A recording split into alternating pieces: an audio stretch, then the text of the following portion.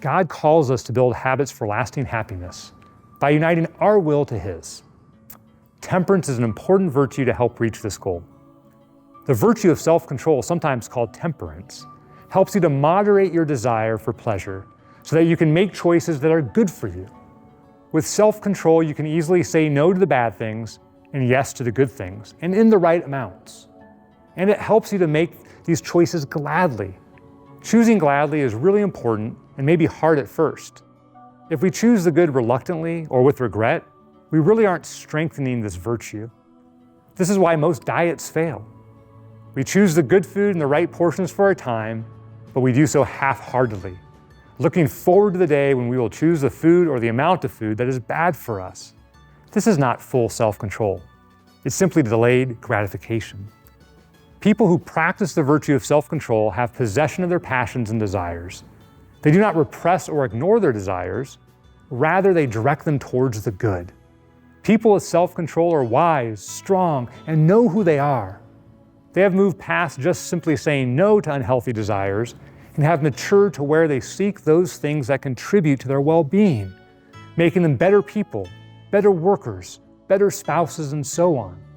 Self-control gives a person the freedom to act less impulsively.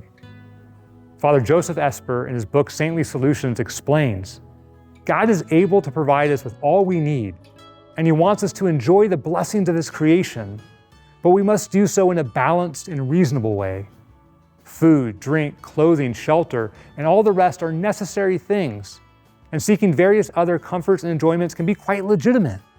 The failing of self-indulgence, however, occurs when we give those things higher priority than we give the will of God.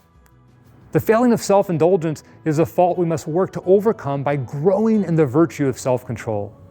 Through practice, we must train ourselves to say no to harmful things so that we are free to say yes to better, more noble things. Those more noble things are exactly those blessings of creation that God knows will truly bring us lasting peace and true happiness. By practicing self-control daily, you will build up this important spiritual virtue muscle. As you regain your freedom, you will experience the joy of saying no to the bad things in order to say yes to all the good things God has desired for you in this life. You will begin to discover new passions and new talents that will help you grow more and more into the person that God has made you to be and the person you want to be. Learn how to build habits for lasting happiness by ordering your copy of the Ignatius Press book entitled The Willpower Advantage.